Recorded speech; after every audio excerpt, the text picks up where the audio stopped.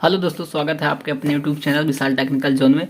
तो दोस्तों, इसके पहले वीडियो में हमने आपको साइंस के बारे में कुछ क्वेश्चन आपको पढ़ाया था। तो आज का टॉपिक रहेगा अम्ल, क्षार और लवण, जो कि एनपीसीआई वगैरह में बहुत ज़्यादा इससे सबसे बेस्ट बुक हमने फॉलो किया है। देखिए, लूसेंट का है सामान्य विज्ञान, और इसमें बहुत ही इम्पोर्टेंट चीज़ें दी हैं, जैसे भौतिक विज्ञान और उसके बाद से रसायन विज्ञान और जीव विज्ञान।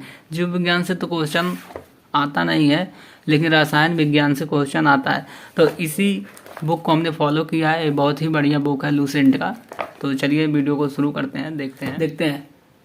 सबसे पहले ये जो होता है अम्ल, अम्ल को इंग्लिश में एसिड कहते हैं। अम्ल होता क्या चीज़ है? दुनिया में जो भी चीज़ हमें खाने पे खट्टा लगता है वो सब चीज़ें अम्ल होती हैं। इसका एक बहुत ज़्यादा वो थ्योरी पूछता है कि नीला लिटमस पेपर को कब लाल कर देता है, लाल लिटमस पेपर को कब नीला कर देता है। इस तरीके से क्वेश्चन पूछता है। तो हम आपको एक ट्रिक बताएंगे जो जिंदगी मान लीजिए आप जा रहे हैं, ठीक ना, आपके ऊपर कोई एसिड फेंक दिया, तो आप क्या होंगे? गुस्से से आपकी आंखें लाल हो जाएंगी। तो जरूर जाहिर सी बात है, आप उसके ऊपर गुस्सा करेंगे। जब आपके ऊपर कोई एसिड फेंकेगा तो गुस्से में आपकी आंखें जो है वो लाल हो गई। तो यदि अगर क्वेश्चन पूछे कि नीला लिटमस पेपर को लाल कर देता है, उसे क्या कहते हैं? तो भैया अम्ल। अम्ल जो चीज़ होता है नीले लिटमस पेपर को लाल कर देता है। ये छोटे छोटे पेज रहते हैं इस तरीके से। अगर इसमें कोई भी एक खट्टा वाला पदार्थ जैसे नींबू होगा, अगर आप इसके ऊपर इस तरीके से रगड़ते हैं ना, तो लाल हो जाता है वो पेज। इससे पता चलता है इसके अंदर एसिड है, मतलब अम्ल है। वो उसी से चेक किया जाता है। वो हमारे पास है लाल लिटमस पेपर जितने भी हैं, 3 तरीके के होते हैं। तीनों लिटमस पेपर हमारे पास है। वीडियो के लास्ट में हम आपको दिखा देंगे। अभी आप वीडियो को कंटिन्यू करिए और आगे। अम्ल का पीएच मान जो होता है ये 0 से स्टार्ट होता है और ये 7 तक जाता है, 7 पीएच तक जाता है। 0 वाला जो होता है सबसे अधिक होता है। कई बार क्वेश्चन में पूछ लेता है, अगर किसी अम्ल में उसकी अम्ल का पीएच मान की संख्या 7 है, अगर अम्ल की पीएच मान संख्या जो है वो 7 है, तो वो कितना है? इसमें सबसे अधिक अम्ल होगा या सबसे कम अम्ल होगा? तो वहाँ आपको देखना पड़ेगा। अगर जितना पीएच मान की संख्या जो होती है जितना कम रहेगी, उसमें अम्ल की मतलब उसमें अम्ल की अधिकता को बताता है। 0 वाला सबसे अधिक इसमें अम्ल होता है, 1 नंबर उससे मतलब कम होता है, 2 नंबर में उससे ज़्यादा कम होता है। इसी तरीके से जब 7 नंबर तक आ जाता है उसमें एसिड की मात्रा सबसे कम हो जाती है। तो इस तरीके से इसे स्केल पे मापा जाता है। अभी पूरा वीडियो देखिए, उसके बाद आपको सारी चीज़ें समझ में आ जाएंगी, कब कम हो रहा है कब अधिक हो रहा है। दोस्तों, अम्ल अम्ल तो कंप्लीट हो गया। आप पढ़ते हैं क्षार। ये क्षार क्या होता है? सबसे पहले इसको देखते हैं। क्षार वो होता है मतलब जिस किसी चीज़ को खाने पे हमें कड़वापन मतलब पता चलता है, तीखा लगता है, उसी को क्षार कहते हैं। जैसे मिर्चा हो गया। मिर्चा क्या होता है? इसे खाने पे हमें बहुत ही कड़वा लगता है, तीखा लगता है, इसी को क्षार कहते हैं। अच्छा, अब इसकी थ्योरी कैसे दी गई है? पता कैसे चलेगा कि इसमें मतलब तीखापन है या क्या है? तो इसके लिए अब हर चीज़ को तो कोई चख के बताएगा नहीं कि भैया ये क्या चीज़ होता है कि इसमें क्षार है, आप इसको चखिए, देखिए तीखा लग रहा है कि नहीं लग रहा है। तो इसको चेक करने के लिए लिटमस पेपर आता है। इसमें क्या होता है? ये लाल लिटमस पेपर को नीला कर देता है। जैसे लाल लिटमस पेपर है ना, इसके ऊपर अगर आप मिर्ची को इसके ऊपर रगड़ेंगे ना, तो इसको नीला कर देता है। इसी से पता चलता है इसके अंदर क्षार है। ये पता करने के लिए ही मतलब इस पेपर का निर्माण किया गया है। पीएच मान जो इसका क्षार का जो पीएच मान होता है, इसे पीएच नहीं OH से दर्शाते हैं। ये चीज़ आप बहुत ज़्यादा ध्यान से देखिए। इसे पीएच से नहीं दर्शाया जाता है, इसे OH से दर्शाया जाता है, ठीक ना? क्वेश्चन में पूछता है। और इसका जो OH मान होता है वो 7 नंबर से लेके 14 नंबर तक होता है। इसका जो पीएच मान होता है 7 नंबर से लेके 14 नंबर तक, 7 से लेके 14 नंबर तक होता है। अब ये 7 नंबर वाला जो होता है ये कम रहता है, 8 नंबर वाला उससे अधिक होता है, 9 नंबर वाला उससे भी ज़्यादा अधिक होता है। इस तरह 14 नंबर वाला सबसे अधिक क्षारपन होता है, मतलब क्षार का गुण बताता है। और ये जो लवण होता है, ये देखिए, ये बीच का होता है, मतलब ना अम्लीय होता है और ना ही क्षारीय होता है, बीच वाला ही पोर्शन होता है। जैसे ना इसमें अम्ल का ज़्यादा मात्रा में रहेगा, बिल्कुल एकदम कम रहता है अम्ल। और ये जो लवण है ये बीच में आ जाता है। ये जो क्षार है इसमें भी एकदम स्टार्टिंग पॉइंट पे रहता है। जैसे नमक हो गया, नमक आप खाते हैं ना, उसमें देखिए ना खट्टापन रहता है ना ही तीखा लगता है, उसे कैटेगरी में रखा गया है, ठीक ना? तो इस तरीके से यहाँ से क्वेश्चन बहुत ज़्यादा पूछता है। अब नमक की कैटेगरी में बहुत सारे आते हैं। जैसे हमारा सबसे पहले आता है खून। भैया ये इसका पूछता है खून का पीएच मान कितना होता है। बहुत ज़्यादा फेमस क्वेश्चन है, इसको स्टार लगा लीजिए, बहुत बार एग्जाम में आया हुआ क्वेश्चन। खून हो गया, दूसरा हो गया दूध, दूध का पीएच मान बहुत ज़्यादा पूछता है। और तीसरा हो गया जो सलीवा, जो जिसे लार बोलते हैं, इसका भी क्वेश्चन भैया हम आपको, ग्रुप डी हो गया, बहुत जगह बहुत भर भर के क्वेश्चन पूछते हैं। हर छोटे बड़े एग्जाम में क्वेश्चन आता ही रहता है। और उसके बाद चौथा सबसे जो फेमस क्वेश्चन पूछता है ये मूत्र का पीएच मान, बहुत ज़्यादा क्वेश्चन पूछा। आप किसी भी एग्जाम को उठा के देख लीजिए जहाँ साइंस पूछा जा रहा है, वहाँ पर ऐसे क्वेश्चन बहुत बार आए हुए। तो इस क्वेश्चन को आप रट के जाइएगा NPCL का एग्जाम देने। देखिए सबसे पहले खून का पीएच मान पूछता है तो ये होता है 7.4। अब 7.4 होता है इसका, सॉरी, पीएच मान जो होता है 7.4 होता है। देख लीजिए यहाँ इस तरीके से। अब पीएच मान अभी हमने बताया 0 से सबसे अधिक अम्लीय होता है, 7 तक ये पीएच, 7 तक जो अम्ल होता है वो खत्म हो जाता है। अब ये देखिए 7 से ही शुरू हुआ, मतलब ये बहुत कम, मतलब अम्ल तो इसके अंदर जो होता है भैया थोड़ा सा भी नहीं रहता है। अब देखिए 7.4 इसका पीएच मान होता है। अब और नीचे थोड़ा आते हैं, इसको देखते हैं। दूध का पीएच मान जो होता है ये 6.4 होता है, और लार का भी पीएच मान 6.4 ही होता है। ये सबसे ज़्यादा इंपॉर्टेंट क्वेश्चन जो मोत, इसका पीएच मान तो 5.5, बहुत बार एग्जाम में पूछा हुआ क्वेश्चन है। 5.5 पीएच मान इसका होता है। तो ये सब क्वेश्चन आपको याद होने चाहिए क्योंकि हर बार एग्जाम में आता है। पिछली बार भी इसमें से एक क्वेश्चन NPCL नरोरा वाले एग्जाम में आया हुआ था। मैंने आपको पहले बताया था, मेरा फर्स्ट स्टेज क्वालिफाई था भाई, इन्हीं सब क्वेश्चन को मैंने पढ़ के गया था। तो आप भी इस क्वेश्चन को जरूर पढ़ें। तो भाई कई दोस्त सोच रहे होंगे कि ये पीएच मान और ये सब हो कैसे रहा, कहाँ से कैसे पता चल जा रहा है। तो भैया एक होता है स्केल। अब देख लीजिए, पहले एक स्केल होता है, ठीक ना, ये देख लीजिए।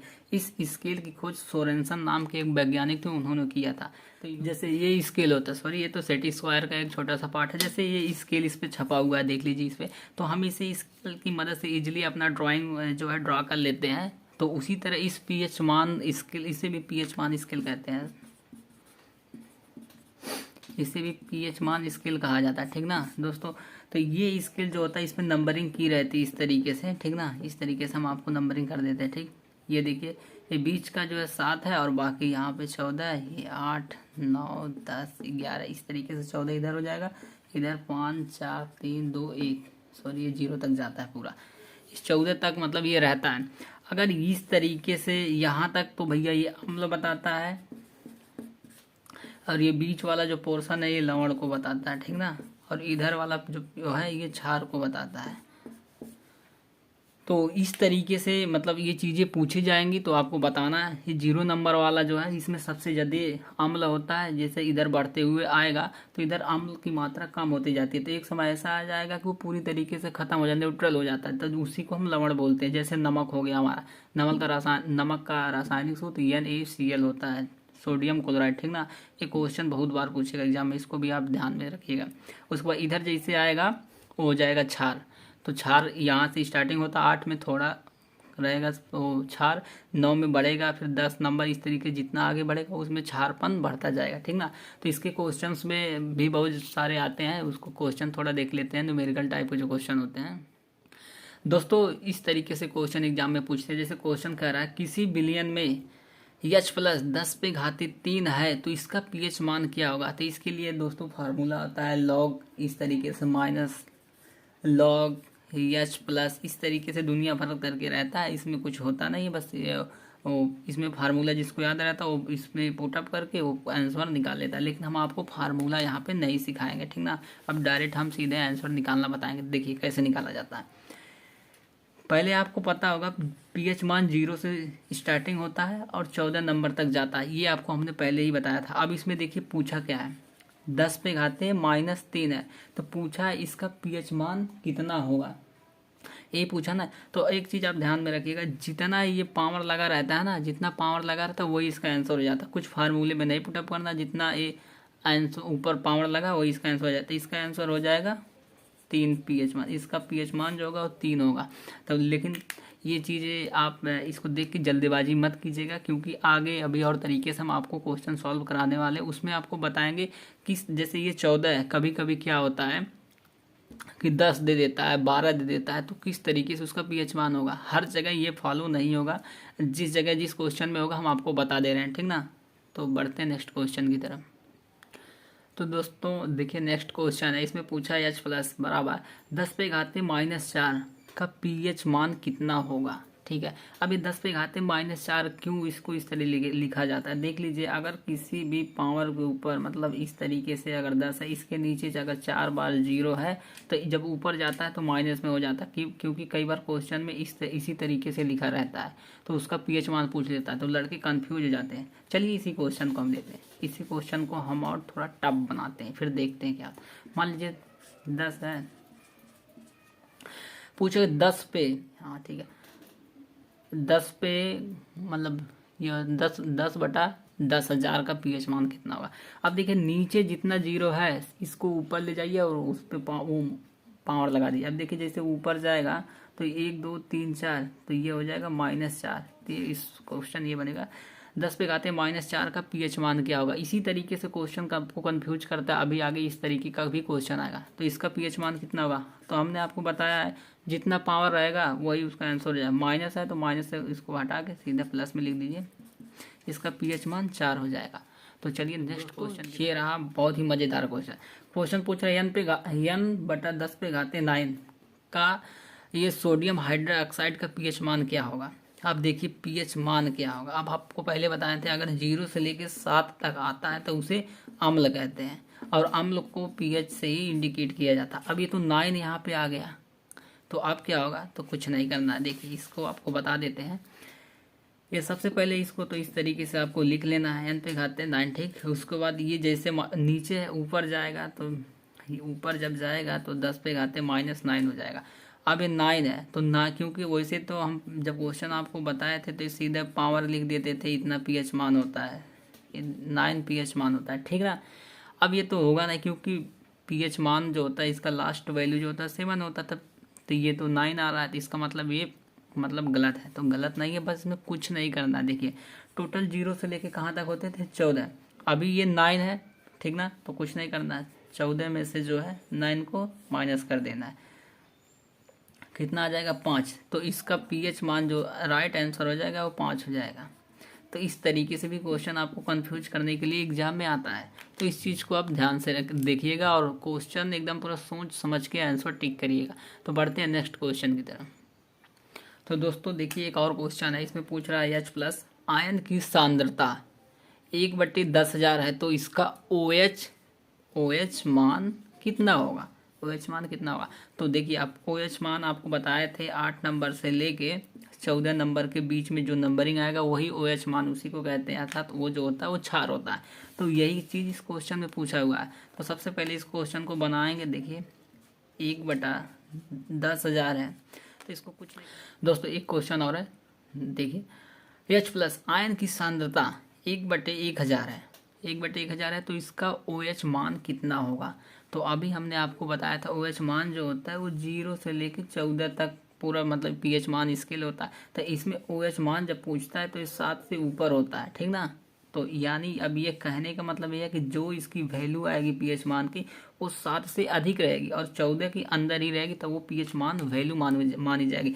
यदि आपको कोई लड़का एग्जाम हॉल में अगर इस तरीके की OH मान आपको गलत बताता है, कहता 5 है लगा लो भाई, 6 है लगा लो भाई, तो आप उसको समझिए को आपको चूतिया बना रहा है, क्योंकि pH मान होता है 0 से लेकर 7 के अंदर और OH मान जो होता है वो 8 से लेकर 14 के बीच में होता है, तो वो आपको गलत आंसर बता रहा है, ठीक ना। तो इसको लगाएंगे कैसे, इसको आप ध्यान में देखिए।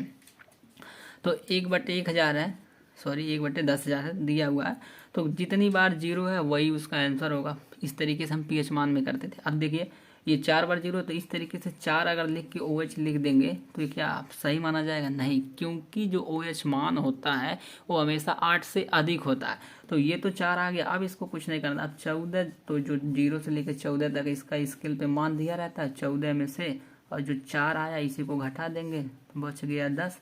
अब ये 10 जो होता है ये हमारा OH मान निकला है, और आपको पहले ही बताए थे 8 से अधिक होता है OH मान और 7 से कम होता है वो pH मान रहता है। तो इसका राइट आंसर 10 हो जाएगा। तो चलते बढ़ते नेक्स्ट क्वेश्चन की तरफ।